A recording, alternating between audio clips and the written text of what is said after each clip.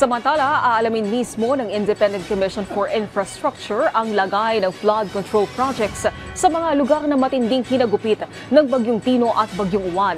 Sa kabila kasi ng laki ng pondo ng mga ito, naging matindi pa rin ang pagbaha. Sinabi naman ni DPWH Secretary Vince Dizon na posibleng umabot sa 40 ang posibleng mapakulong bago magpasko. Si Ryan Lesige sa sentro ng balita. Nangako ang Philippine National Police o PNP na kanilang ibibigay ang buong pakikisa para labanan ang mga ghost projects sa bansa. Ito ang tiniyak ni Acting Chief PNP Police Lieutenant General Jose Melencio Nartates Jr. kasunod ng High Command Conference sa Campo Crame kahapon sa pangunguna ng Independent Commission for Infrastructure o ICI. Giit ni Nartates, mahalaga ang papel ng pulisya bilang tagapangalaga ng batas, tagapagtanggol ng katotohanan, tagakalap ng mahalagang impormasyon at ebidensya para sa mabilis na pagpapanagot sa mga may sala. Kahapon sinabi ni ICI Special Advisor at dating PNP Chief Retired General Rodolfo Azurin na nasa 80 na umano'y manumalyang flood control projects ang prioridad imbestigahan ng ICI. Kabilang sa mga proyektong ito ang 15 hanggang 18 contractors na binanggit ni Pangulong Ferdinand R. Marcos Jr.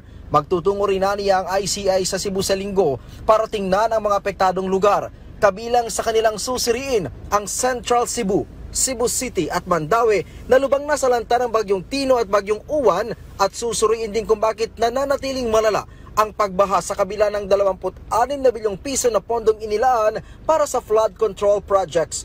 Titingnan natin yung bakit ganun yung nangyari despite sa napakalaki ng funding na dinala doon. Ilan ba sir? Magkano ba yung initial figure? Di ba sabi nga ni Governor, 26 billion plus. Yan ang pinapatingnan ni ICI Chairman. Ang challenge dito, yung dami ng mga proyektong kailangan tignan. You can just imagine, libo-libo yung mga proyekto, doon pa rin sa mga suspected ghost, 400 plus na yon. Although marami nang na-validate sila, General Azurin at yung kanilang mga iba't ibang teams, ano pa rin, kailangan bilisan pa rin. Ang DPWH naman magsusumiti na rin ng report sa ICI kaugnay ng mga hindi natupad na proyekto sa Cebu. Pero, imbes na yung mga proyekto na nakalagay sa master plan ng implement, hindi yun ang mga in-implement.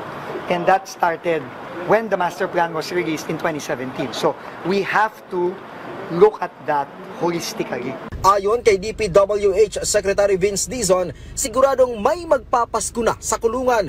Sa tansya niya, nasa 40 individual ang posibleng mapakulong sa ilang kaso pa lang ng ghost flood control projects sa Bulacan at Oriental Mindoro. Kasi yun ang siguradong mapafile na bago magpasko. In fact, ang goal ata ni Ombudsman is ma-file this month. Yung dalawang kasong yon. So, doon pa rin sa dalawang kasong yon, ang makukulong doon, kasi nga non-bailable yung mga kaso apat na po. So, 40 people yung makukulong. Kasama sa naturang pulong ang Office of the Ombudsman, Department of Justice, National Bureau of Investigation at Armed Forces of the Philippines. Pinangunahan ni ICI Chairman Retired Justice Andres Reyes ang pulong na dinaluhan ni na Commissioner Rogelio Singson, Special Advisor at dating PNP Chief Rodolfo Azurin, Retired Major General Ariel Kakulitan, Attorney Raymond Rojas at Attorney Rufino Mantos III at si AFP Chief of Staff General Romeo Bronner Jr. Ryan Lisiges para sa Pambansang TV sa Bagong Pilipinas.